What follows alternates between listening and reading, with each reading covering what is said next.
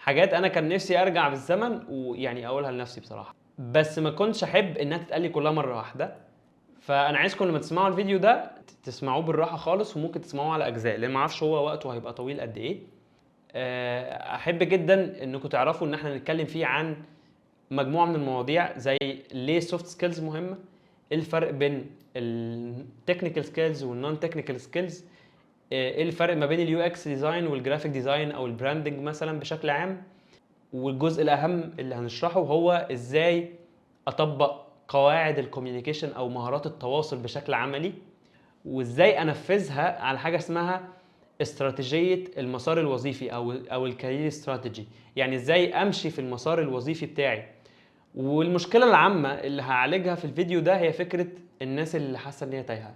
يعني انا جالي السؤال ده 20,000 مره، فكره انا تايه، انا مش عارف اعمل ايه، انا خدت كورس فلاني او مثلا ذاكرت كورس جوجل وفاهم اليو اكس بس مش عارف اعمل ايه.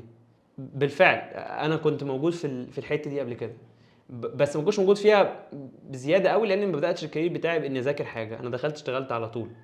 وهنشرح ازاي على فكره الموضوع ده حصل. ف فما وقعتش في حته التوهان، فانا رجعت اعيد على نفسي فكره هو انا ليه ما تهتش. يعني انا ما حسيتش بالتوهان ليه ما تهتش. وذاكرت مجموعه من الحاجات الفتره الاخيره ليها علاقه بالكارير استراتيجي، وفهمت ايه السبب الحقيقي ورا فكره ان الواحد يكون تايه. اللي انا عايز اقوله اي حد بيسمع الموضوع ده وخاصه في اليو اكس، لو مش هتصبر على الفيديو ده فانا عندي خبر سعيد ان ممكن انت اصلا ما تصبرش على الكارير كله.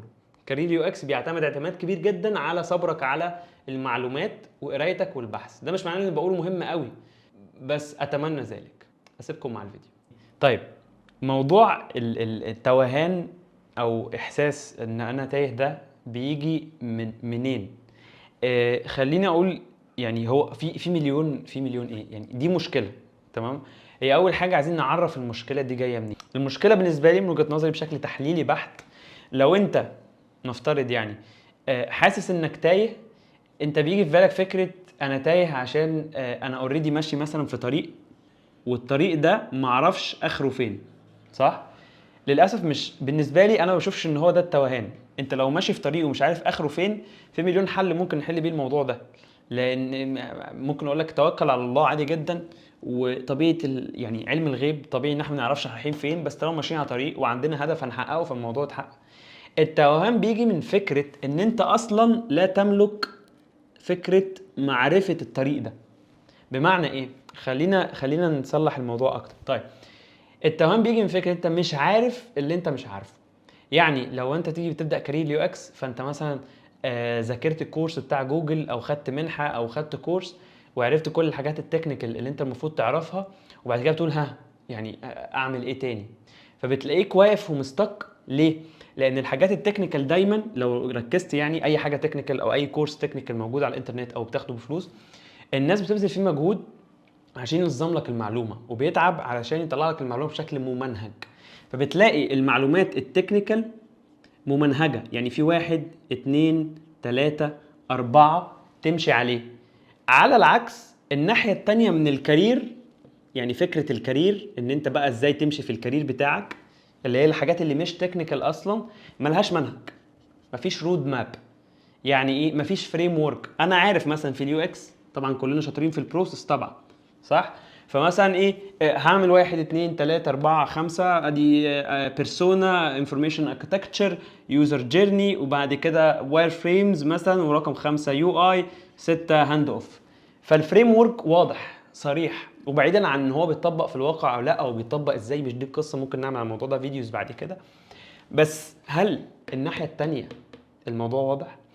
الفكره بقى في ايه؟ ان امتى احساس التوهان ده يزول؟ مش بان انت تعمل الحاجات دي، على الاقل بس ان يبقى في 1 2 3 4 موجودين. فانت حتى لو لما تيجي تسال نفسك تقول هو انا ما عملتش 1 وما عملتش 2 وما عملتش 3 وما عملتش 4، فمفيش احساس بالتوهان لان انت عارف انت المفروض تعمل ايه وما عملتوش. فوانس ان انت تعمل حاجه من دول هتبدا تحس بالرضا والشعور بان انت بتنجز حاجه.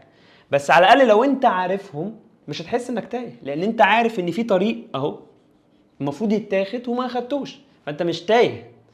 التوهان بيجي امتى؟ لما مبقاش عارف ان دول موجودين اصلا، فانا عامل زي الاعمى اللي مش شايف طريقه او خطوات حقيقيه ممكن تكون ملحوظه من قبل مجموعه من المصممين قبلي مثلا، او حد مشي على هذه الخطوات قبلي وبيحاول ينقلها لي. هي الفكره بقى ان انا الحاجات دي توصلت لها تقريبا بعد 5 سنين، يعني انا ما كنتش اعرف الكلام ده خالص من 5 سنين، وده اللي انا هشاركه. حاجه ليها علاقه بازاي تفكر في الكارير بتاعك. يعني انا حتى الان ما انجزتهمش كلهم على فكره، يعني انا عارف ان في خطوات محتاجه تتاخد، وده مديني شعور بالرضا مع اني ما انجزتش كل حاجه، بس عشان عارف ان في حاجه لازم تتعمل، وانا مثلا اللي مقصر او مش مقصر، انا اللي ما عنديش لسه الوقت الكافي او لسه ماشي في الطريق، فعلى الاقل شايف حاجات لازم تتعمل وما عملتهاش، فانا عارف انا المفروض اعمل ايه، لان انا قدامي خريطه واضحه وصريحه المفروض اعملها، ولو عملت منها جزء او عملت منها حاجه فانا المفروض اكررها. ففي زي ما تقولوا الطريقه دي طبعا تحتمل الصواب والخطا، فلان هي طريقه شخصيه، انا هشارك معاكم اللي انا توصلت له واللي مش عارف اذا كان هو صح 100% ولا لا، ولكن هو شغال معايا وشغال مع ناس قبلي، ومش انا وحدي اللي ممكن اكون توصلت ليها بس بالشكل ده، في ريسورسز كتير بتتكلم في نفس الموضوع، بس انا هحاول الخصه بشكل بسيط. طيب، فقبل ما نخش برضو في النقطه بتاعه الكارير، تمام، قبل ما تخش اي حاجه او بتقرا اي كتاب، ساعات بيبقى في حاجه كده زي اسمها ترمينولوجيز، المصطلحات اللي هي الحاجات اللي بتهيئك لدخول اي مجال. خلاص، فانا عندي في كارير اليو اكس حاجتين. اول حاجه لازم نفهمها ان كارير اليو اكس مختلف عن الجرافيك ديزاين في ايه، وبيعتمد اعتماد كبير على مهاره من اهم المهارات، الا وهي الكوميونيكيشن، اللي هي ايه؟ التواصل. طيب، كارير اليو اكس احنا لازم عشان نفهمه نفهم ان هو يعني مكانه فين. يعني هقول لك على حاجه، الجرافيك ديزاين مثلا وليكن راجل بيعمل بروشور، فالراجل بيديزاين البروشور او البانر مثلا، وبعد كده بيديه للراجل صاحب المطبعه وبيسمع كلامه وبيدقق في التفاصيل اللي هو محتاجها عشان الطباعه، وبعد كده بيعدل على الاساس ده وبعد كده بيسلمه. الكونتكست مهم جدا، يعني في كونسبت اسمه كونتكست ماترز، بيتكلم في فكره ان الاطار اللي الحاجه فيه مهم جدا علشان تعرف تتحكم في الحاجه دي او تحكم عليها او تمشي فيها. مهم تفهم ان اليو اكس وظيفه من ضمن وظائف كتير علشان تقدم حل تكنولوجي لعمليه بتتكرر اكتر من مره. نفسر الكلام ده بشكل ابسط. بمعنى ايه؟ خلينا نبسطه. انت عندك حد مثلا بيطلب من مطعم مره واحده في اليوم، لو قلنا الحد ده بقى 1000 او 2000 او 3 والمطعم بقى 1000 و2003، فانت عندك عمليات كتير جدا بتحصل ما ينفعش بشر يهندلوها، او يعني مش مجرد بس مثلا حد هيرد على التليفون، لا، في الوفات من الاتصالات. ساعتها هنا بيحصل اهميه الحل التكنولوجي. التكنولوجيا حلاوتها ان هي بتبروسس عمليات كتير، يعني بتعرف تستوعب عمليات كتير بتحصل في نفس اللحظه. فالحل التكنولوجي بيبقى الابلكيشن اللي بنتكلم عنه. الابلكيشن ده عشان يطلع للنور بيمر يعني بثلاث مراحل اساسيه: مرحله البيزنس، ومرحله الديزاين اللي هي اليو اكس بيخش فيها، ومرحله الديفلوبمنت وديزاين والبيزنس. بختصر بس الحروف. خلاص، فالبيزنس بيدي معطيات، يقول لك انا عندي معطى الفلاني في البلد الفلاني، عدد مستخدمين بالشكل ده، وعندي فيتشر او خاصيه معينه عايز انظمها وخلافه. بيدي المعطيات دي لليو اكس. فاليو اكس فانكشن بتستلم من البيزنس وبتسلم للديفلوبر. ما بيسلمش هنا بقى للراجل اللي بيطبع ورق ولا بيطبع بروشور، لا، هو بيسلم للديفلوبر. الكونتكست ده مهم جدا، لازم تفهم ان انت مش لوحدك، بتتعامل مع حلول تكنولوجيه. فانت اول ما تخش اليو اكس كارير تفهم ان انت دخلت التك اندستري. بمعنى ايه؟ انت دخلت صناعه تانية، انت مش هنا، انت مش مصمم بس، انت راجل بقيت تك تالنت. يعني ايه تك تالنت؟ يعني راجل عندك مهاره في صناعه التكنولوجيا بشكل عام، وده بيجبرك او انت لازم تقوي نفسك في الناحيتين دول. طيب، الخناقه المعتاده هو انا لو ديزاينر لازم ابقى اتعلم كود وكده، مش ده الغرض. الغرض ان انت تكون فاهم ان انت دخلت صناعه فتتكلم لغتها. ما انت لما كنت بتطبع بنرات كنت بتعرف تتكلم مع الراجل صاحب المطبعه، هو ده المطلوب. لما كنت في صناعه الادفيرتايزنج بتتكلم في صناعه الاعلان والدعايه بمنتهى الطلاقه مع انك ديزاينر. نفس الكلام في الصناعه التكنولوجيه، لازم تبقى فاهم الليميتيشنز لازم تبقى فاهم ايه حدودك، لازم تبقى فاهم الناس دي بتتكلم في ايه، لازم تبقى فاهم البيزنس هنا يعني ايه ستارت اب ويعني ايه سكيل اب، وايه هي الحاجات اللي بيزنس بيراعيها، البيزنس موديل كانفاس مثلا، مصطلحات علوم، يعني علم، في علم هنا مرمي هنا، وفي علم مرمي الناحيه الثانيه، وفي علم هنا. لو انت عزلت نفسك واشتغلت هنا على الالوان والخطوط بس، فانت كده عازل نفسك عن الصناعه، وبالتالي حاطط نفسك في بوكس وقافل على نفسك، فدايما هيفضل اللي بتعمله ملوش كونتكست واضح، ومش بيتسلم صح ولا بيستلم صح. فانت بدخولك اليو اكس انت شغال هنا، شغال في صناعه تكنولوجيه، انت مش شغال ديزاينر انيمور. يعني المهارات اللي المطلوبه من الديفلوبر في بعضها مطلوب منك، والمهارات المطلوبه من بزنس في بعضها مطلوب منك. مهارات مثلا زي في صناعه التكنولوجيا بالذات، في مهاره مثلا اسمها، ده مثال يعني، اسمها دوكيومنتيشن. ان انت يعني تدوكيومنت او تكتب اللي انت بتفكر فيه. تمام. انا بشوف انا انا كنت شغال في البراندنج والجرافيك، ما كنتش بعمل ده كتير بصراحه، مع العلم ان في كونتكست في الجرافيك او في البراندنج لما يبقى براندنج استراتيجي وكده بيعملوا ده. بس انا هنا نو اوفنس، يعني ما اقصدش ان انا اتفه من صناعه على اساس صناعه تانية، مش ده القصد خالص، وانا مش في يعني مش في اطار ان انا اعمل ده. انا بس بحاول اشرح الفرق بشكل جوهري او بشكل منطقي يعني. فصناعه الدوكيومنتيشن مهم. فممكن انا مثلا دلوقتي وانا شغال ممكن ساعه ساعتين في يومي بس قاعد بكتب، وده شغلتي كديزاينر، بكتب انا ليه خدت القرار ده وعلى اي اساس، وبكتب للديفلوبر ازاي عملت ده، وبرجع اكتب للبيزنس بوضح له ازاي عملت ده، وبحضر برزنتيشن. الكلام ده كله ممكن ما كنتش بعمله بغزاره يعني في شغلي قبل كده مثلا في البراندنج او الجرافيك. هنا مش بنقلل من مجال على حساب مجال، احنا بنوضح الفروقات من وجهة نظر مهارة معينة، فهي مهارة الدوكيومنتيشن مثلا مستخدمة اكتر، فدي فرضية فرضت عليك. مهارة مثلا الكوميونيكيشن اللي هنخش فيها كمان شوية، تمام، واحدة من اهم المهارات. انت يومك هنا وانت ديزاينر ممكن يبقى نصه بتعمل ميتينجز، خلاص، مع العلم ان في اطر برضو، في نقطة دي هنتكلم فيها في فيديو تاني، اوقات بتشتغل يو اكس ما بتعملش ميتينجز عادي، لان كل شغل جواه طرق في الشغل يعني، بس دي عايزه فيديو لوحدها. بس انا بتكلم هنا على الاطار اللي الناس نفسها تشتغل فيه، الاطار اللي الناس بتبقى عايزه تشتغل فيه عشان تقبض فلوس، مش عايز اقول بقى دولار والكلام ده، بس الاطار اللي الناس كلها نفسها تشتغل فيه هو ده اللي انا بتكلم عليه، خلاص. وبرده مش تتفيها من اي اطار تاني.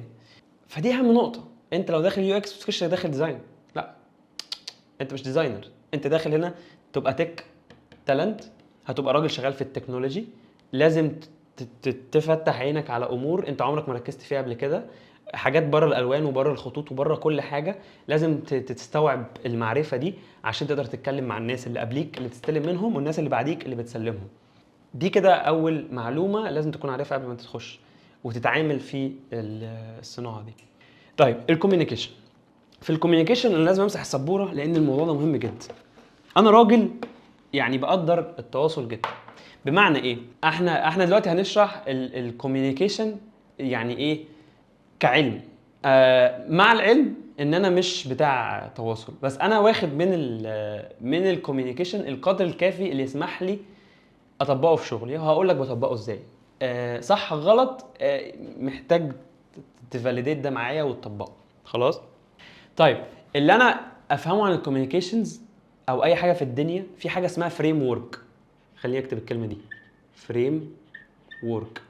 ليها تطبيقات كتير وليها معاني كتير على حسب الاطار اللي بتتحط فيه. الفريم ورك طريقه، يعني مثلا اللي هو الخطوات 1 2 3 4. الكوميونيكيشن عشان يتطبق له مليون طريقه. بمعنى ايه؟ على حسب الاطار، يعني الناس بتاعت السوشيال ميديا، الناس الديفلوبرز، البيزنس، بتوع الكونتنت كرييشن، كل واحد عنده فريم ورك في الكوميونيكيشن، في طرق للكوميونيكيشن. فانا بيريحني طريقه فيهم وبستخدمها وبعممها على المنهج اللي حاطه للكارير بتاع اليو اكس، والمنهج اللي بعمل بيه برزنتيشن، والمنهجيه اللي بعمل بيها انترفيو، والمنهجيه اللي بعمل بيها السي في بتاعي، والمنهجيه اللي بخش بيها بعمل وايت بورد تشالنج، والمنهجيه اللي بتكلم فيها مع الناس. كل حاجه في الدنيا بستخدم فيها الفريم ورك ده، حتى في الفيديو اللي انا بتكلم فيه. اوكي. انا بالنسبه لي فريم ورك مكون من 4 خطوات. الكوميونيكيشن لو انا عايز افهم ازاي اوصل رساله للي قدامي، محتاج اعدي على ال4 خطوات دول اتليست على الاقل اول خطوتين فيهم. يعني انا لو ما طبقتش الثالثه والرابعه مفيش مشكله قوي، بس هطبق اول خطوتين اساسي. ولو انا ما عرفتش اطبق الثانيه فانا محتاج اطبق الاولى، لان لو ما طبقتش الاولى يبقى مفيش فريم ورك. اوكي طيب، هنفهم الموضوع قدام اكتر ازاي بيتطبق في المنهجيه بتاعه الكارير، بس نركز في الساينس هنا. اول خطوه في الفريم ورك بتاع الكوميونيكيشن اسمه الاوبجكتيف. يعني انا عايز قبل ما اعمل اي حاجه، قبل ما اوصل اي رساله، محتاج اقول ليه. هو انا جاي اتكلم النهارده ليه؟ زي ما انا قلت في الفيديو، انا بتكلم معاكم النهارده لاني شفت جالي سؤال كتير على فكره التوهان. بتكلم معاكم علشان لو رجع بيا الزمن هنصح نفسي ازاي ابص للكارير بتاعي. بتكلم معاكم لان لاحظت ان في مثلا عجز في الحته اللي بتتكلم عن الفريم ووركس بتاعه الكارير، او الحته اللي هي ايه نون تكنيكال شويه. ف اوبجكتيف بتبعت داخل برزنتيشن مع مثلا يو اكس ديزاينرز تانيين، محتاج تقول لهم احنا النهارده موجودين ليه؟ انا بعمل برزنتيشن دي ليه؟ مش تخش في الموضوع على طول. ما ينفعش. يعني ما ينفعش تقول حصل كذا كذا كذا، الالوان حطيناها بالشكل الفلاني ودي السكرينز. لا، احنا النهارده متجمعين علشان محتاج من الناس الفلانيه تديني تعليقات على الحته الفلانيه في الفلو الفلاني. فاوبجكتيف ده رقم واحد. رقم 2 know your audience. انا عارف ان الحته دي سمعتوها كتير، وانا لما كنت بسمعها كنت بحسها كليشيه شويه. طيب بس هحاول اجيب لكم مثال. انت قبل ما تقعد مع ناس الحته دي بيطلع منها كل، على فكره الحته دي مهمه جدا لدرجه انت محتاج ساعات، انا ببدا اصلا بدي وباخد منها اغذي دي. طيب انا هقعد مع ديفلوبرز اسلمهم سكرينز معينه. نو يور اودينس معناها ايه؟ معناها اعرفهم كفايه لدرجه انك تفهم ازاي بيتكلموا، حابين يتواصلوا ازاي، لغه تواصلهم اللي متعودين عليها ايه، وكلمهم بنفس الطريقه دي. اعرف عنهم كل حاجه. عارفين الديموجرافيكس اللي هي كل التفاصيل عن اللي قدامك، منين بيتكلم ازاي، بيشرب ايه، بياكل ايه، بيعمل ايه، كل ده انت محتاج تعرفه. داخل تعمل ميتنج مع ديفلوبرز يبقى تتكلم بلغتهم، تتواصل معاهم بلغتهم بالطريقه اللي يحبوا يتواصلوا بيها على قد ما تقدر. فمعرفه الاودينس بتسهل عليك ان انت تجيب اوبجكتيف تخلي الناس مقربه منه. يعني مثلا انا داخل النهارده عشان اسلمكم السكرينز الفلانيه اللي هتعملوها في الفلو الفلاني باللوجيك الفلاني. الطريقه اللي انت قلت بيها الاوبجكتيف بتتناسب مع طريقه تفكيرهم. كلمه لوجيك مثلا، او انت فهمتهم ان ده هيخص الفلو الفلاني اللي بيتكلم عن اللوجيك الفلاني، في حته ان انت تعرفهم انت داخل على انهي فلو وانهي لوجيك. السبيسيفيكيشنز دي الديفلوبرز مثلا يحبوا يسمعوها. فمعرفتك بالاودينس خليتك تظبط الاوبجكتيف وتقوله بشكل صح. داخل مثلا مع كلاينت تعرض لوجو، فمعرفتك بالكلاينت ان هو مثلا وليكن بيحب او بيفضل في البراند بتاعته ان انت تتكلم بالتون الفلانيه، ولقيت فعلا ان التون الفلانيه متوافقه مع الشغل اللي انت اشتغلته. فبمعرفتك بهذه الامور حددت الاوبجكتيف ودخلت اتكلمت بطريقه عجبته، لان انت بس راعيته في وسيله التواصل. مثلا بتعمل سي في، خلاص لازم تسال نفسك انا بعمل سي في ليه؟ سؤال مهم. عشان مثلا اشتغل كيو اكس ديزاينر. حلو، يبقى الاوبجكتيف مثلا انا عايز الاقي شغل في اليو اكس ديزاين. طيب حلو. نقطه رقم 2 سي في او بورتفوليو على فكره. خلاص، نور اودينس بتقدمه لمين؟ سين سؤال. يعني تتخيل كده الشركه اللي ممكن تقبلك هي مين؟ ما حدش بيفكر في الحته دي خالص. يعني انا لو افكر كده، لو انا جونيور، انا انهي شركات هتقبلني وانهي شركات عمرها ما هتبص لي اصلا؟ سؤال يستدعي التفكير. فلما تعرف مثلا ان انت محبذ قوي تشتغل مثلا في الاول في ايجنسيز، حلو. طب ما تيجي نعرف كل حاجه عن الايجنسيز كده. هم بيدوروا على ايه؟ لما تعرف مثلا الايجنسيز اهم حاجه بما انها كده كده التكنيكال عندك مش قوي، بيدوروا على حاجه اسمها الاتيتيود ومثلا المايند سيت.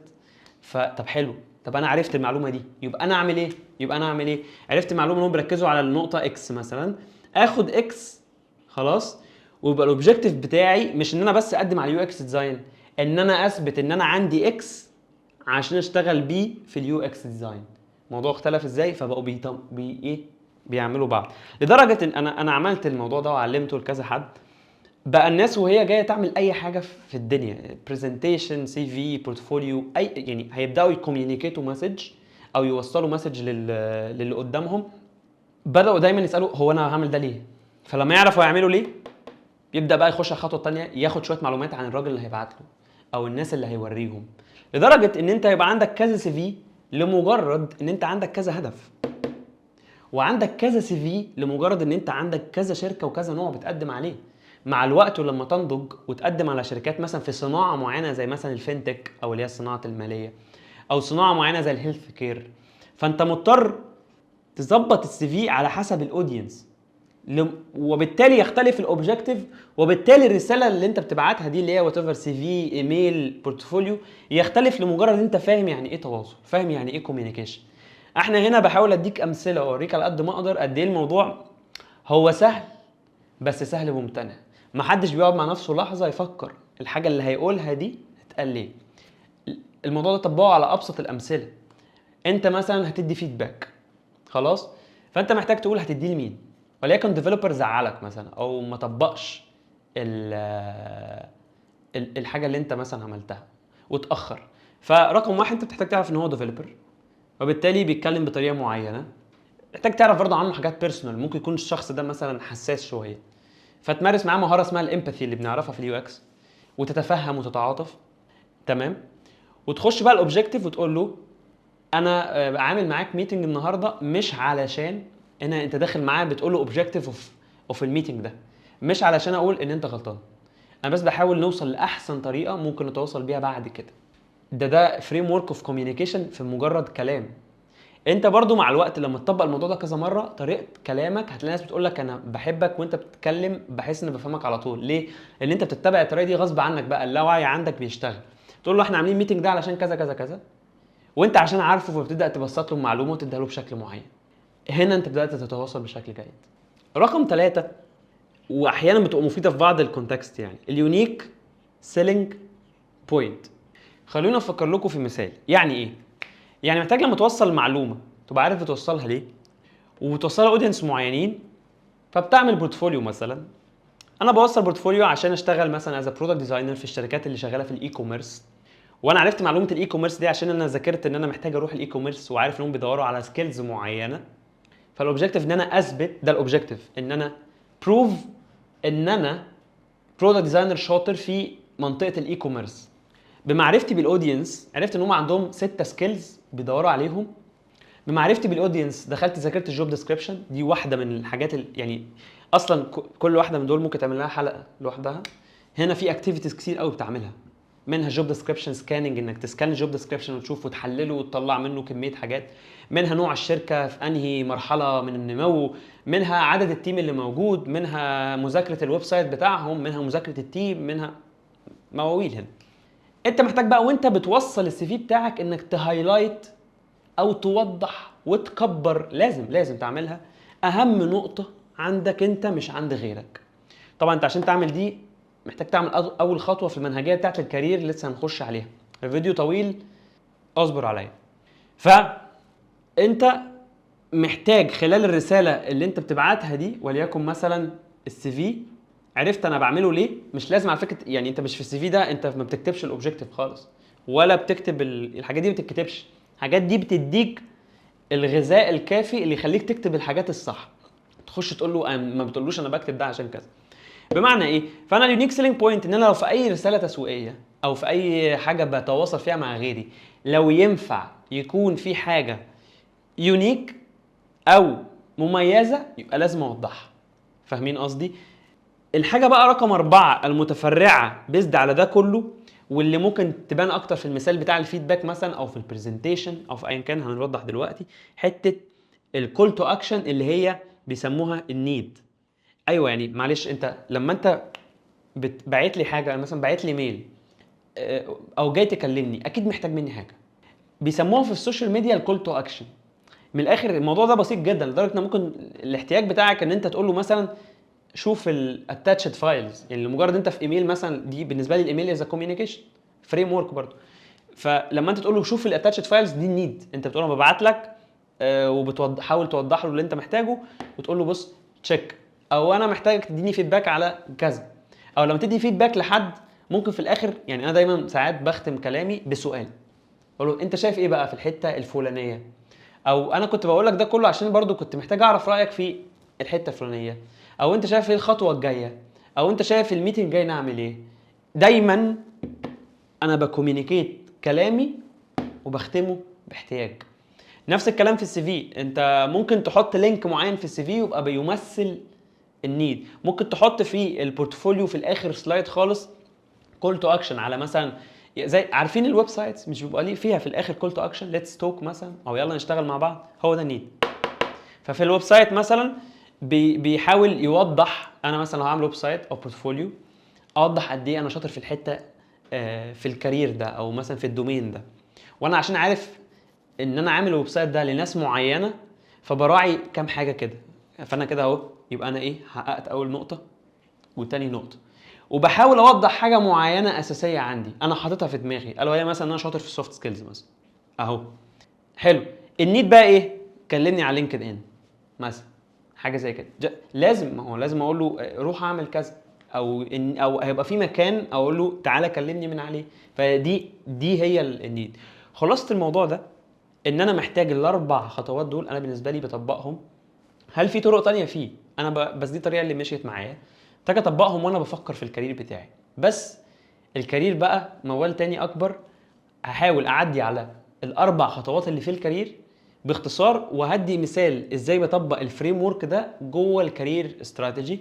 وبعد كده هبقى نعمل فيديوز لكل نقطه او لكل تفصيله اصلا قلناها النهارده.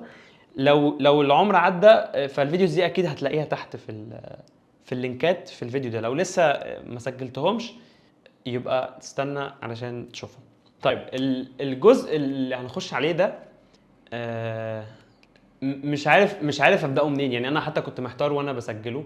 بس خليني اقول لكم على حاجه، الفكره كلها فين؟ ان الموضوع ده مستنتج، يعني انا مثلا مولفه بدماغي، وفي نفس الوقت بعد ما طبقته من اول حتى ما بدات كارير ديزاين كله، اكتشفت ان في ناس برضو بتتكلم في نفس النقطه، بس كل واحد باصص للموضوع من زاويه. ان شاء الله في الفيديوز اللي جايه هبقى هستعرض كل واحد من دول واقول لكم ازاي بيبص من زوايا مختلفه، وقد ايه انا ممتن جدا لفكره ان انا عندي زاويتي الخاصه في الموضوع. وان انا مهما اختلفت المواضيع، يعني مهما اختلفت الريسورسز او اللينكات اللي بتتشير عن الكارير بتاع اليو اكس، دايما بلاقي اللينك او الريسورس او الاسيت او الكورس او وات ايفر، يعني الحاجه دي بتفت في الفريم ورك اللي انا ماشي عليه ده. ودي حاجه حلوه، لان اللي انا عايز اشرحه مبدا، تخيل ان كل مشاكلك حلها واحد، ولا كل مشكله ليها حل. يعني انا بالنسبه لي الفريم ورك بتاع الكوميونيكيشن هو بيحل كل مشاكلي في الكارير. فمثلا تخيل معايا عشان ابسط لكم الموضوع، انت عندك مشكله اكس ومشكله واي ومشكله زد. لو جيت قلت لك حل مشكله اكس اي وحل مشكله واي بي وحل مشكله زد سي، فانت مضطر تذاكر ايه ومضطر تذاكر بي ومضطر تذاكر سي. ويا ترى بقى لو جه مشكله مثلا اتش، هل هيبقى في حل بقى اسمه دي؟ طب انا ليه كل مره احل بطريقه شكل؟ ليه ما يبقاش في حل؟ الحل ده مثلا لو هو بقى الاي في كل الحلول، فده معناه ان انا لو ذاكرت الاي واتقنته وانا بحل المشكله دي، هتيجي مشكله واي هحل، هتيجي مشكله زد هحل، هتيجي مشكله اتش هحل. هو ده اللي انا بتكلم فيه. وانا على فكره هنا بكوميونيكيت واي او الاوبجكتيف، ركزوا معايا. طيب لو انتوا ايه مركزين من اول الموضوع، فبالنسبه لي ان انت يكون عندك حل واحد لمشاكل كتير احسن بكتير ما يبقى عندك حل لكل مشكله. وانا بالنسبه لي بعطل في الحته، فضلت عطلان كتير، لان انا كنت دايما كل ما اقع في مشكله في الكارير نفسه في حاجه تكنيكال او حتى نون تكنيكال، بحس ان انا محتاج ادور كتير على الحل المثالي للمشكله دي او الحل المختلف للمشكله دي. ما صدقت عرفت اطبع او اولف الكوميونيكيشن في كل حاجه، في كل حاجه حرفيا. طبعا من وجهه نظري، لان ممكن القابله للنقد والخطا طبعا.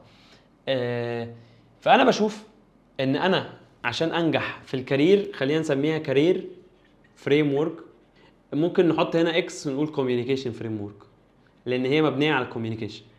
هو ايه بقى؟ انا على فكره تعبت قوي في التسميه دي اقول لكم ازاي. انا مسميه يس موديل. يعني ايه يس موديل او يس فريم ورك؟ التسميه دي بتسهل على الناس ان هي تتكلم عنه. فبعد كده مثلا لما تيجي تتكلم عن الموضوع ده تقول فيه يس فريم ورك، وانا ستيل بطور فيه. بقى مثلا هو هقولها لكم باختصار وبعد كده ندردش مع بعض. انا بقول مثلا المرحله الاولى من انت عشان تظبط الكارير بتاعك تبقى عارف انت شاطر في ايه وفاشل في ايه، باختصار شديد بعيد عن اسم الموضوع ده دلوقتي خلاص. المرحله الثانيه تاخد الاثنين دول وتقول اللي انا شاطر فيه هقدم عليه، هنفهم اكتر دلوقتي. هقدم عليه، ابعت بقى سي في واحط الحاجات اللي انا شاطر فيها، ما اكيد مش هكتب الحاجات اللي انا فاشل فيها، واعمل بورتفوليو جامد بيزد على الحاجات اللي انا شاطر فيها. ولما اخش الانترفيو هنا كل ده هنا، ركزوا معايا في المرحله اللي انا لسه ما اشتغلتش، انا بحاول اشتغل عشان انط هنا. هستخدم في الحالتين كوميونيكيشن فريم وركس على فكره. فانا هركز هنا في السي في زي ما قلنا في المثال لما كنا بنضرب فيه الكوميونيكيشن فريم ورك من شويه. هركز في السي في والبورتفوليو والانترفيو ان انا اتكلم عن المهارات المميزه فيا وابقى عارف شويه عن الشركه اللي انا بقدم عليها او النوع اللي انا ممكن اقدم عليه، واسال نفسي سؤال قبل ما اقدم: هو انا ممكن اتقبل فين وما اتقبلش فين؟ وايه هي الشركات اللي ممكن اقدم عليها؟ هل عندي لسته بيها ولا لا؟ هل عارفهم كويس ولا لا؟ دارسهم مش دارسهم؟ بيحبوا يعينوا مين ما بيحبش يعينوا مين؟ ايه الطرق اللي انا ممكن اعرف بيها اكتر؟ كل الاسئله دي محتاجه قاعده هنا. المرحله اللي بعد كده مرحله انا خلاص اتقبلت، دخلت اشتغلت مع ناس.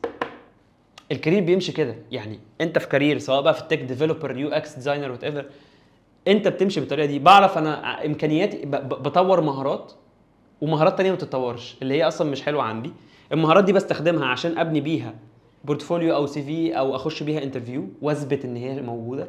بعد كده اخش اشتغل مع تيم واتعامل بقى معاهم هنا، اعمل معاهم ميتنجز واعمل معاهم برزنتيشنز واقدم لهم واخد منهم فيدباك واديهم فيدباك.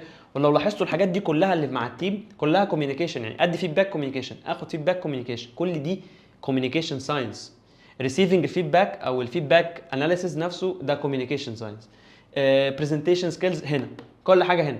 فاي معلومه مثلا مرميه في الطريق قدامي عن البرزنتيشن سكيلز، عن الميتنج ريتشوالز اللي بتعملها، عن ازاي تهندل التيم، عن ازاي تشتغل مع تيم كويس، عن كل ده بيخش في الهنا. طب اي حاجه عن الكيس ستاديز والانترفيو والسي في هنا. طب اي حاجه عن المهارات وتنميه المهارات ومعرفه اذا كنت قوي في ايه وضعيف في ايه هنا. هنشرح ايه الاسامي دلوقتي، انا بس بحاول اديكم الفريم ورك بيتمشى ازاي. اخر نقطه دي هسيبها دلوقتي عشان تتشرح محتاجه دول يتشرحوا. طيب ايه الحروف دي؟ انت عشان تحقق او انا بقول لنفسي كده، انا دايما ببداها من هنا.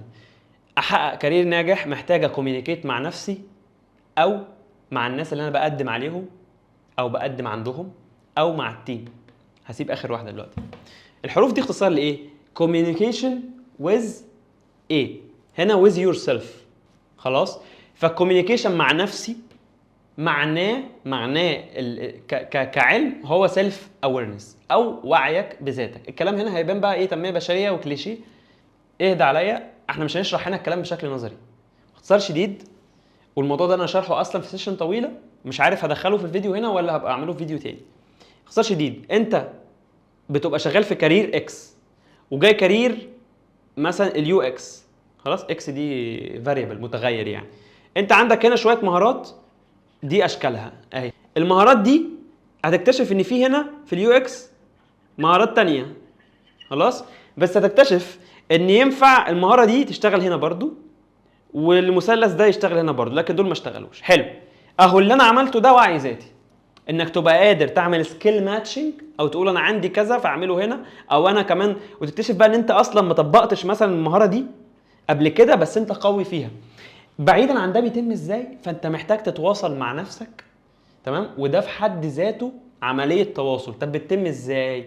ابسط فريم ورك للتواصل حاجه اسمها البرومبتنج، او انك تسال نفسك سؤال وتجاوب عليه. السيلف اورنس دايما بيتحقق بالطريقه دي، او ان انت تروح تسال تتواصل مع ناس تانية مثلا وتاخد منهم فيدباك على نفسك، زي انك تعمل فورم وخلافه. مش عايز اخش في التفاصيل دي، ممكن نعمل عنها حلقه لوحدها. خلاص، بالبراكتس بتاعتها، لان كل واحده من يعني الكوميونيكيشن وذ يور سيلف ده معناه ان في كوميونيكيشن شانلز كتير محتاج تعملها مع نفسك ومع الناس عشان توصل لحاجه مع نفسك وخلافه. شانلز معناها ايه؟ لما يجي يقول لك الكوميونيكيشن شانلز في السوشيال ميديا، يعني مثلا ده كمثال، يعني في تشانل خلال اليوتيوب، تشانل خلال الفيسبوك، تشانل خلال مثلا اوفلاين، تشانل اونلاين وخلافه. في كذا طريقه عشان توصل بيهم لوعي ذاتي قوي جدا. مش مطلوب تطورهم كلهم، بس واحده منهم مثلا دي، ده انت كده تواصلت مع نفسك، فبقى عندك اجنده كده او عندك خريطه كده من الحاجات اللي انت قادر تعملها وفاهمها وواعي بيها، والحاجات اللي انت مش قادر تعملها، والحاجات اللي انت ضعيف فيها. فتبقى عارف ذاتك كويس قوي لدرجه ان انت تعرف تنقي ركز بالك عشان نخش على المرحله الثانيه، الحاجات اللي ينفع تروح عليها. فانت مش بتاع كله، انت عارف انت قوي في ايه. وخد بالك لما تيجي تطبق هنا في تاني واحده، الحته بتاعه اليونيك سيلينج بوينت هتتغذى على الكوميونيكيشن وذ يور سيلف. علشان كده الموضوع ده في الاخر انا هرسم لكم رسمه وهمسحها تاني دلوقتي. هو عامل زي الهرم ده مبدئيا يعني، بس بعد كده هنغير رسمه الهرم دي. بيبقى الاساس بتاعه ان انت تكوميونيكيت مع نفسك عن طريق تطبق السيلف اويرنس كعلم. عايز بس اقتص نقطه هنا وهنخش في تفاصيلها في فيديو تاني برضو. ما بحبش ان انا لما اذاكر حاجه اذاكرها كلها للاخر، احب اذاكر الحاجه اللي انا هطبقها تاني يوم. انا ما اعرفش السيلف اويرنس كلها، انا مش لايف كوتش ولا دارسها، بس انا مذاكرها كمصمم عشان تنفعني في شغلي بس، وبعملها بشكل عملي، وده هنعرفه اكتر بعدين. طيب نمسح الهرم. ايه تاني خطوه بقى اللي انا طلعت بيه من هنا هيفيدني جدا وانا بعمل سي في، وانا بعمل بورتفوليو، وانا بعمل كيس ستاديز جوه البورتفوليو، تمام، وانا بعمل ايه تاني، سي في، بورتفوليو، كيس ستاديز، الانترفيو، وانا بعمل لينكد ان مثلا عشان اوصل رساله معينه للناس عشان تعيني مثلا، وانا بعمل اي سوشيال اكتيفيتي مثلا. بس خلي السوشيال اكتيفيتي انها تتعمل في الحته اللي في الاخر دي، خلي الموضوع ده بروفيشنال شويه. طب حرف الاي يرمز لايه بقى؟ يرمز، امسح بس الحته دي، للامبلوير طبعا، الراجل اللي هيعينني، اللي هو بقى الهايرنج مانجر، المدير، الوات ايفر. طبعا انا عشان اخلي الموضوع ده اسمه يس عشان يبقى سهل يعني دي كانت هايرنج مانجر في الاول، فكانت تبقى واي اتش، فما كانتش جايه، فانا اتصرفت في كلمه اولها حرف الاي عشان يبقى الموضوع سهل. وعلى فكره الموضوع ده استخدمت فيه الاي اي، قلت له بص انا عايز اعمل فريم ورك يبقى سهل النطق، وعايز كلمه مكان امبلوير تبقى حرف الاي عشان يبقى الفريم ورك اسمه يس. قال لي عندك ليست اوف كلمات واخترت الكلمه دي. انا بس بوريكم ايه خلف الكواليس برضو بالمره يعني. طيب فتيجي مثلا انت عارف مهاراتك، فلما تيجي تعمل كيس ستاديز او انترفيو او لينكد ان، كل دول هتيجي تطبق فيهم الكوميونيكيشن بقى. فانا هعمل لينكد ان، تسال نفسك سؤال، هعمله عشان اوصل انهي رساله؟ ايه الاوبجيكتيف؟ هو موجود وخلاص اكتب فيه يو اكس اي ديزاينر وخلاص؟ لا، انا عايز اوصل مثلا ان انا شاطر او عندي باك جراوند في الهندسه مثلا، وهي هتفيدني في كذا، فيبقى انا ركز قوي على حته المهندس. الاودينس لازم اعرف هو انا عايز اخاطب مين بلينكد ان بروفايل بتاعي. هل انا، طب لو انا مش عارف اخاطب مين، اذا السؤال اللي انا سالته ده هيخليك تفكر هو في مين اصلا، يعني مين الناس اللي قاعده اللي انا بخاطبها دي، يعني هم مين. فلو انا مش عارف اعرف هو انا از يو اكس ديزاينر مين التارجت اودينس بتوعي، هل هم ديزاينرز صحابي، هل هم الهايرنج مانجرز، ايه انواع الهايرنج مانجرز، في حد اسمه تالنت اكوزيشن، الناس دي بتشتغل ازاي، الشركات وانواعها، نوع الشركه اللي انا ممكن اشتغل فيها في الاول، ايجنسي ولا سوفت وير هاوس ولا برودكت. كل هذه الاشياء بتذكرها لما تيجي تعمل لينكد ان بروفايل. وبعد كده اليونيك سيلينج بوينت لما تيجي تعمل، عايز اوضح ايه اكتر حاجه. وبعد كده كول تو اكشن، شوف البورتفوليو بتاعي، فانا احط لينك البورتفوليو. انت لما انت بعد كده هتبص الامور بشكل مختلف لمجرد بس انت بتعمل كوميونيكيشن شانل ثرو اي واحده من دول. فلما تيجي تعمل سي في زي ما شرحنا في الاول، لما تيجي بقى تعمل بورتفوليو تقوم عامل ايه؟ تقوم واخد المهارات اللي عندك هنا تحطها وتغذي بيها، مش كل المهارات. عايز توصل مثلا ان انت راجل عندك مهارات تحليليه جد جامده جدا، تقوم واخد الانشطه او المهارات اللي انت عملت فيها مهارات تحليليه كتير وتحطها في البورتفوليو، بس ما تحطش كل حاجه، لانك بتتواصل مع حد عايز تثبت له حاجه معينه، والحد ده مش عايز يسمع غير الحاجه دي، واليونيك سيلينج بوينت هي الحاجه دي. ركزوا معايا. والكول تو اكشن في البورتفوليو مثلا انك روح بقى شوف مثلا المقالات الفلانيه اللي انا كاتبها او وهنفهم الحته دي قدام. فالتواصل مع نفسك هو الاساس. عمليه التواصل مع الراجل اللي هيعينك هي تاني خطوه في كاريرك. فمثلا خلينا بقى نرجع بقى لاصل الموضوع، احنا كنا بنشرح الكلام ده كله عشان الناس تايهه. الموضوع ده بقى مهم. فمثلا انت تايه، فلما تبقى عارف ان انت مثلا مش عامل لينكد ان كويس، ولا عامل سي في كويس، ولا مراعي فيهم مثلا انت بتكلم مين ولا بتتواصل ازاي ولا عايز تثبت ايه، فلما تبقى عارف ده هتقول خلاص يبقى انا الاسبوع الجاي ان شاء الله في الاجازه هقعد اعمل السي في وراعي فيه هذه الامور وابحث في هذه الامور. ايه ده، هو انا ما فكرتش قبل كده في فكره ان انا محتاج افهم هو انا بتواصل مع مين. يعني انا قلت هنا في الامبلوير انت محتاج تفهم نوع الشركه اللي انت ممكن تشتغل فيها. ايه ده، هو ايه انواع الشركات، انت ما سالتش نفسك السؤال ده. انت قاعد تذاكر واير فريمز، وقاعد تذاكر يوزر جيرنيز ويوزر فلوز والوان وتايبوجرافي، ودي حاجه حلوه، ولكن مش بتذاكر الشركات. يعني انت هل انت عندك علم في كام شركه في مصر ممكن تعينك في الاول وانت بتبدا الكارير؟ ده سؤال كنت بساله لنفسي في الاول. بعيد عن انا اشتغلت ازاي، مش عايز احكي في الحاجه بشكل شخصي، بس هي اخر نقطه هي اللي هتفرق في الموضوع. انت محتاج تبحث في الحته دي، هو في كام شركه. يعني في حاجه بيعملوها بتوع ماركت ريسيرش، يقول لك الماركت سايز. هو انا حتى يعني المرجح ليا اشتغل فيهم كام شركه، هم 6 مثلا. طب السته دول اخرهم عينوا كام مصمم؟ كل شركه مثلا فيها 3 او 4، يعني 4 في 6 ب 24. يعني احنا لو 3 4000 واحد بيتنافس على 24 فرصه، هل هي ماشيه كده؟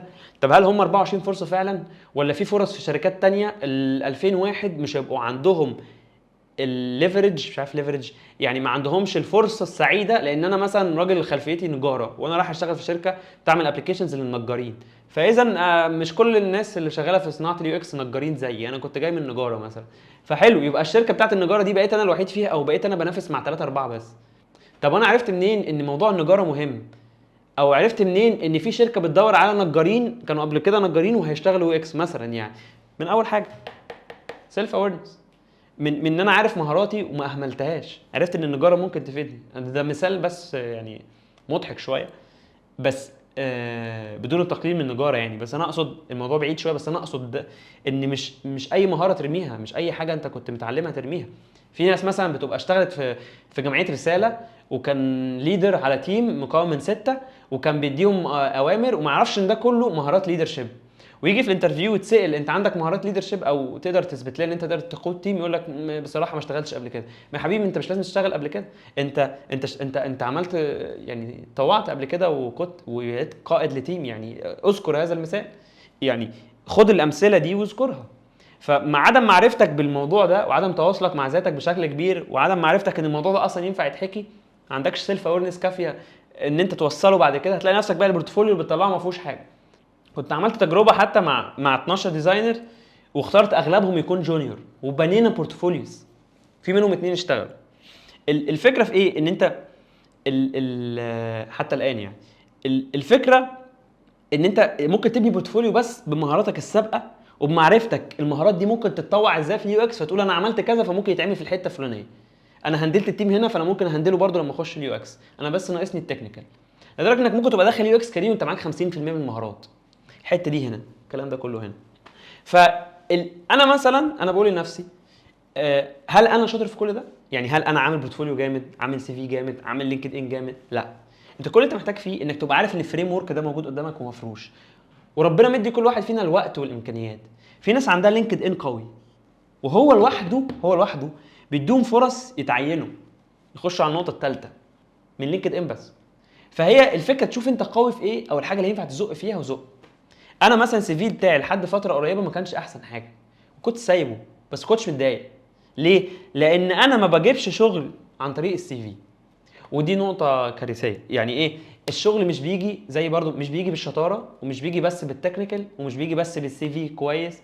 انت عادي ممكن يجي لك شغل عن طريق ترشيح، من النقطه الرابعه وهنتكلم عنها دلوقتي. حد رشحك، وهي موجوده في النقطه الرابعه، ريكومنديشن او ازاي تعمل نتوركينج، موجوده في النقطه الرابعه. فاللي رشحك خلاص هو يعني قام بدور كبير في ان هو يزقك هنا وانت دخلت مثلا. وانا مثلا شاطر جدا في الانترفيو، يعني انا شاطر، انا بمسح دي كده اهو، انا كده انت مش قوي غلط، والسي في مش قوي، الانترفيو كويس والبورتفوليو كويس، بس مش شرط تبقى جامد في كل حاجه. المهم تبقى عارف ايه اللي ناقصك. يبقى انا لما احس ان انا محتاج اروح لمكان افضل، او احس ان انا محتاج ازود شويه او انتقل، ببدا اقول طيب انا مش تايه، انا عندي مكان ارجع له، عندي حاجات ما عملتهاش لسه، اروح اعمل الواجب بتاعي. فانا مش تايه ولا متضايق ولا حيران، انا عندي لا يبقى ظبط ده، لا يبقى ظبط ده. طب ما اشتغلتش، يبقى محتاج ارفلكت تاني واشوف هو ليه ما اشتغلتش. انا عندي حاجه اشتغل عليها، انا مش تايه في طرق انا ما مشيتش فيها، ولو مشيت ما مشيتش للاخر، ولو مشيت للاخر ما مشيتش صح هرجع اعيده من الاول تاني، ولو مشيت صح ما مشيتش بسرعه، ولو مشيت بسرعه ما مشيت لوحدي، كان المفروض اخد حد معايا. الحته دي مهمه قوي. فمعرفه الطريق سهله، فانا بحاول زي ما التكنيكال مفروش، يبقى فيه فرشه لازاي تنافيجيت الكارير. الجزء الرابع بقى كوميونيكيشن مع ستيك هولدرز، حته مهمه قوي. كلمه ستيك هولدرز بقى دي زي بقى التيم بتاعك ستيك هولدر، اليوزر ستيك هولدر،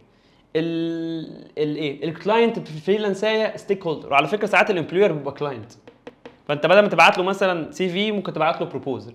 نفس الكلام، البروبوزل بتبعته عشان تثبت حاجه معينه. ايه بص، الكارير كله هنا في الفرشه دي. طيب الستيك هولدر هنا ايه؟ انت مثلا خلينا نضربها، عايز اقول لكم ان حتى التكنيكال ممكن يخش هنا. يعني التكنيكال حتى ممكن تبقى حله في الكوميونيكيشن. عايز تكوميونيكيت مع يوزر صح؟ مش لما تعوز تعمل ريسيرش محتاج تحدد اليوزر ده يعني محتاج تحدد الكريتيريا بتاعته. ما دي تاني نقطه في الكوميونيكيشن. لما تعوز تعمل ريسيرش مش تحط اوبجيكتيف للريسيرش، ما دي اوبجيكتيف بتاع الكوميونيكيشن. فاوبجيكتيف الكوميونيكيشن هو اوبجيكتيف الريسيرش. انا ليه بعمل الريسيرش ده؟ نو يور اودينس معناه انت محتاج تحدد كريتيريا للريسيرش.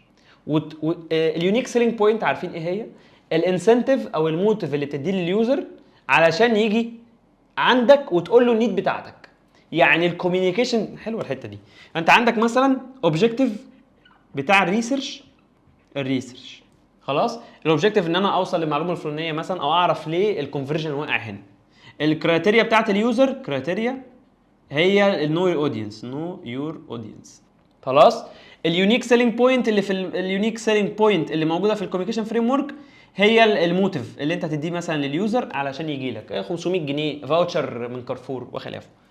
النيد هي عباره عن السيرفي او الاسئله او ايا كان اللي هتبعته اليوزر عشان يجاوب عليه باختصار شديد، وبتعملها على حسب الكريتيريا بتاعت اليوزر. لو هو ما بيفهمش في التكنولوجي بتساله اسئله بسيطه، لو بيفهم وهكذا. فاذا حتى التكنيكال حله احيانا في معظم الكونتكست كوميونيكيشن.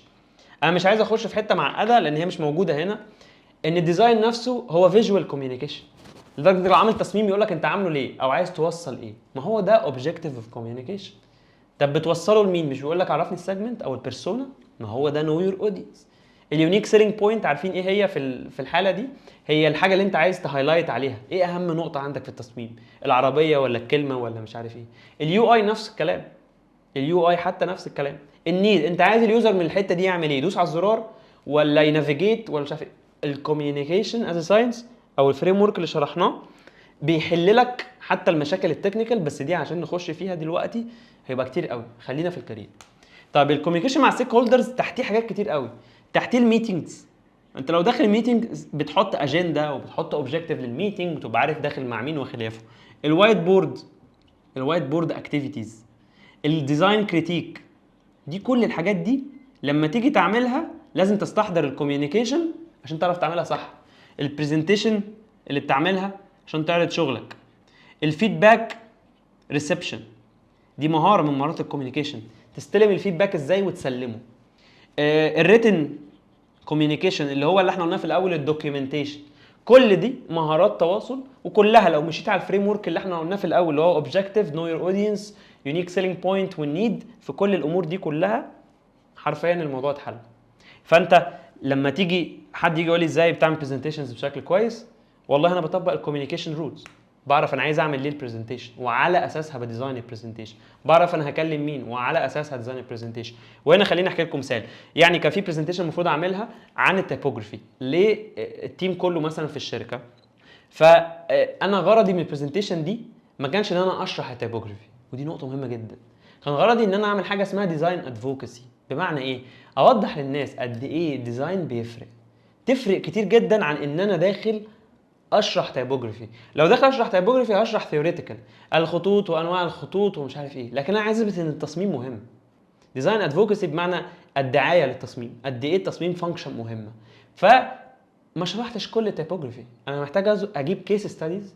طريقه اختلفت ليه التايبوجرافي فرق فيها، الفونتات فرقت في توصيل رساله معينه.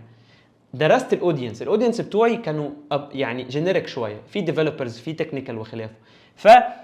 ده خلاني اجيب تطبيق للتايبوجرافي في الاخر في النوشن اللي هو البرنامج اللي بنستعمله في الدوكيومنتيشن. فقال لهم ازاي تطبقوا التايبوجرافي اللي احنا قلنا عليه اللي هو الكونتراست مثلا في البولد واللايت والكلام ده في النوشن فايلز. فتيجي تحط التايتل كبير وبعد كده الكلام صغير، فتطبق الكونتراست فالهيراركي بتاعت الفونتات تبقى كويسه. فالتطبيقات والامثله والكيس ستاديز اللي انا عملتها في البرزنتيشن متوافقه مع الاودينس. اليونيك سيلينج بوينت كان في البرزنتيشن دي اوضح فكره قد ايه ان الديزاين لوحده كفيل يغير رساله معينه.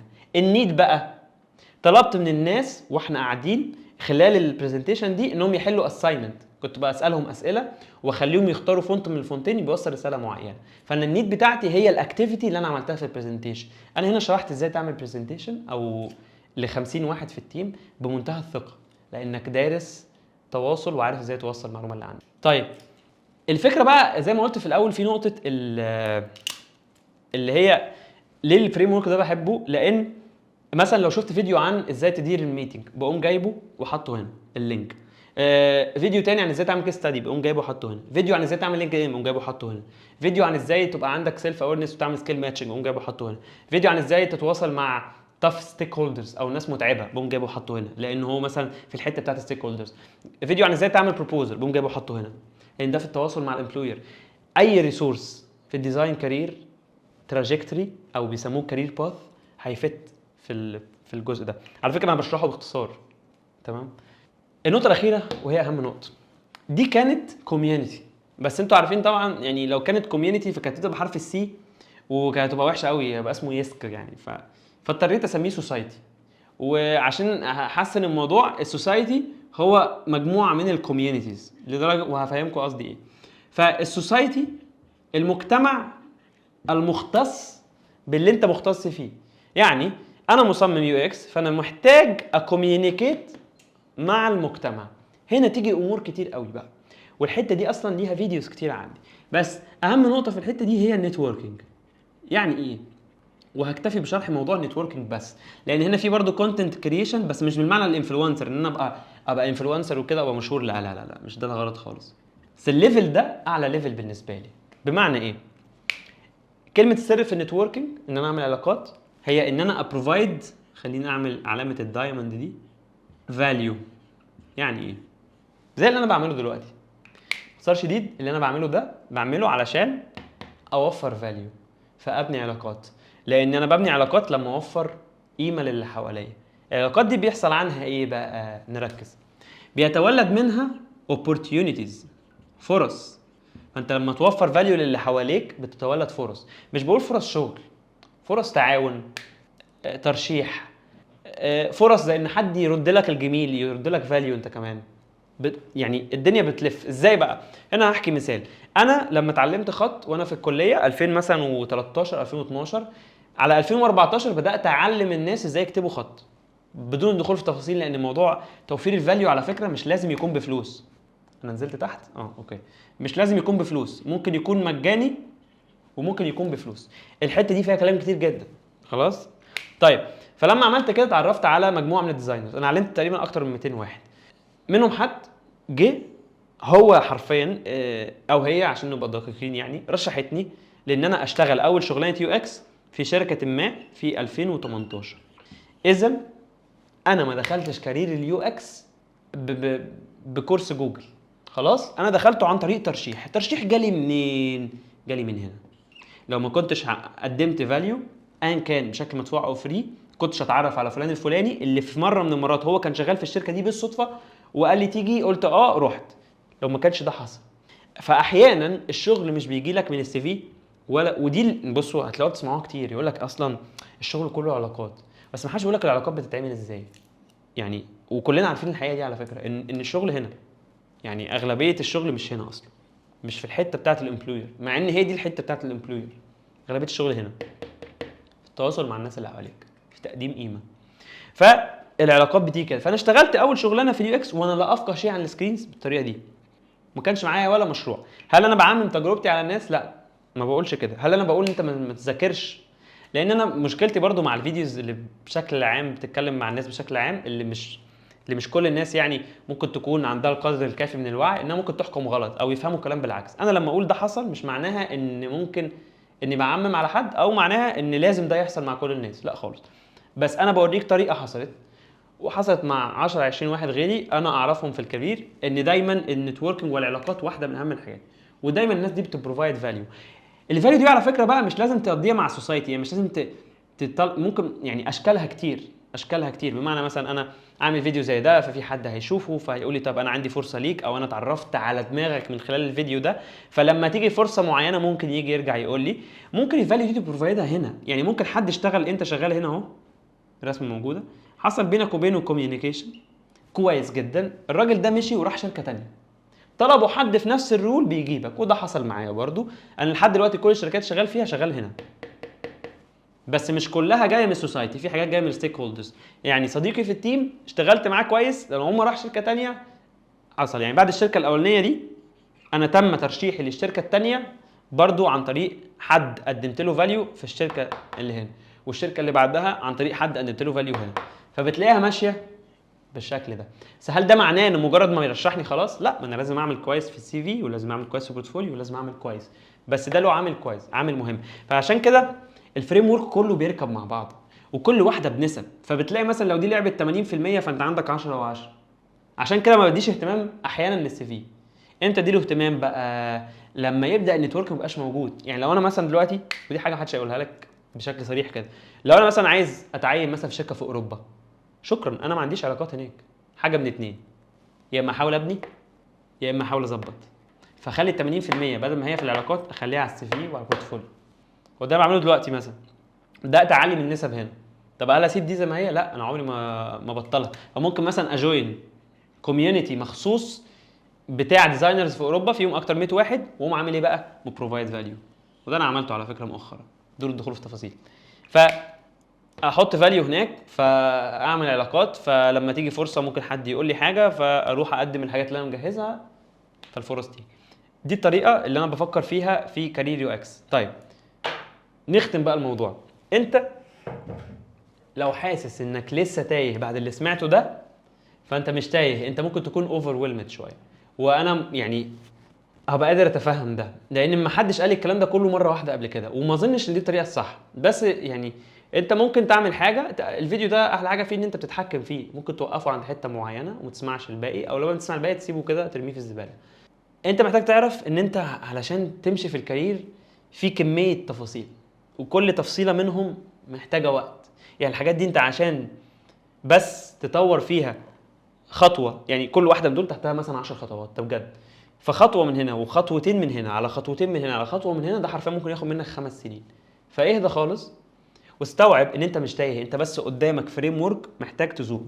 هحاول يا رب الفتره الجايه ان انا اتوفق في ذكر تفصيله في كل واحده فيهم وشرح كل واحده فيهم.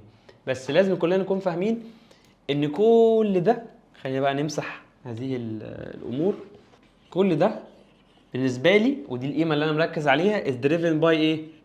communication. وده يخليني اشرح اخر نقطه. ليه بشرح؟ ليه ما طلعتش قلت الكلام ده لكل الناس في الدنيا؟ انا عندي الكوميونيكيشن سوفت سكيل، خلاص، يعني مهاره ناعمه.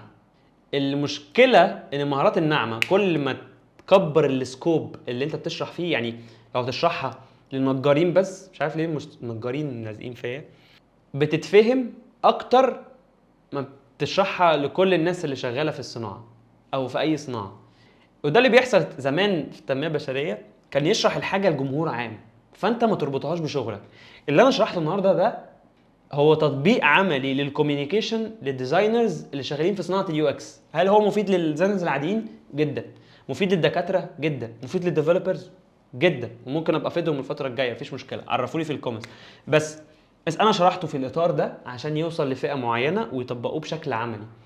انا بسمي الموضوع ده حاجه اسمها contextual illustration للمهاره. يعني عارفين فكره الكونتكست؟ ان انا عملت فريم وحطيت جواه الكوميونيكيشن. عشان ايه بقى؟ عشان الكوميونيكيشن يكون عملي، عشان ما بقاش كلام نظري، عشان ما بقاش حاجات ما بتتنفسش. خلاص؟ طيب، فدي كانت ملخص الموضوع، واتمنى ان هو يكون مفيد. عرفوا لي بقى في الكومنتس بتاعتكم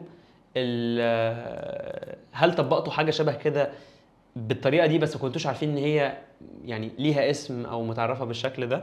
واكتبوا لي محتاجين ايه الفتره الجايه في التوبكس اللي شبه دي، لان انا اللي انا بقوله دلوقتي على فكره هو ده النيد. انا هنا بطبق معاكم الموضوع، محتاج اعرف انا فجيت الموضوع ده منين، يعني من اول نقطه، تاني نقطه، تالت نقطه، رابع نقطه، ايه المفضل ليكوا، علشان الموضوع كبير لدرجه ان انا لما فكرت اعمل ده بشكل مدفوع، المنهج ده اتفرد معايا على سنه. طبعا محدش هيدفع فلوس سنه.